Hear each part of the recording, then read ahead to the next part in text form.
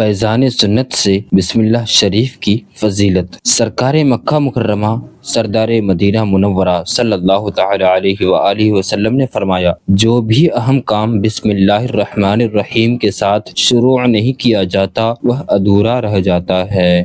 جنات سے سامان کی حفاظت کا طریقہ۔ حضرت سیدنا صفوان بن سلیم رحمۃ اللہ تعالی علیہ فرماتے ہیں، انسان کے ساز و سامان اور ملبوسات کو جنات استعمال کرتے ہیں، لہٰذا تم میں سے جب کوئی شخص کپڑا پہننے کے لیے اٹھائے یا اتار کر رکھے تو بسم اللہ الرحمن الرحیم پڑھ لیا کرے۔ اس کے لیے اللہ تعالی کا نام مہر ہے، یعنی بسم اللہ پڑھنے سے جنات ان کپڑوں کو استعمال نہیں کریں گے۔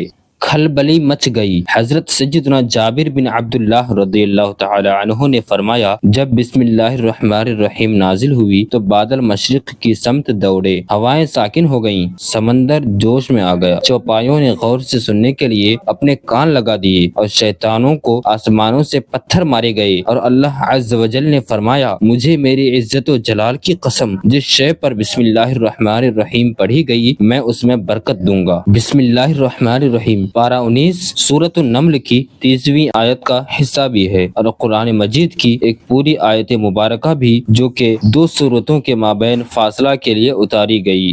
بسم اللہ کی با کی جامعیت۔ اللہ عز و جل نے بعض انبیاء علیہم السلام پر صحائف اور کتب نازل فرمائیں، جن کی تعداد 104 ہے۔ ان میں سے 50 صحیفے حضرت سیدنا شیس علی نبی جینا علیہ السلام پر، 30 صحیفے حضرت سیدنا ادریس علی نبی جینا علیہ السلام پر، 10 صحیفے حضرت سیدنا ابراہیم خلیل اللہ علی نبی جینا علیہ السلام پر، 10 صحیفے حضرت سیدنا موسیٰ کلیم اللہ علی نبی جینا علیہ السلام پر۔ تورات شریف اترنے سے قبل نازل ہوئے نیز 4 بڑی کتابیں نازل ہوئیں۔ نمبر 1 تورات شریف حضرت سیدنا موسیٰ کلیم اللہ علی نبی جینا علیہ السلام پر۔ نمبر 2 زبور شریف حضرت سیدنا داؤد علی نبی جینا علیہ السلام پر۔ نمبر 3 انجیل مقدس حضرت سیدنا عیسیٰ روح اللہ علی نبی جینا علیہ السلام پر۔ نمبر 4 قرآن مبین جناب رحمت للعالمین صلی اللہ تعالی علیہ وآلہ وسلم پر۔ ان تمام کتابوں اور جملہ صحائف کا متن اور مضامین قرآن مجید میں، اور سارے قرآن مجید کا مضمون سورہ فاتحہ میں، اور سورہ فاتحہ کا سارا مضمون بسم اللہ الرحمن الرحیم میں، اور بسم اللہ الرحمن الرحیم کا سارا مضمون اس کے حرف با میں موجود ہے، اور اس کے معنی یہ ہیں،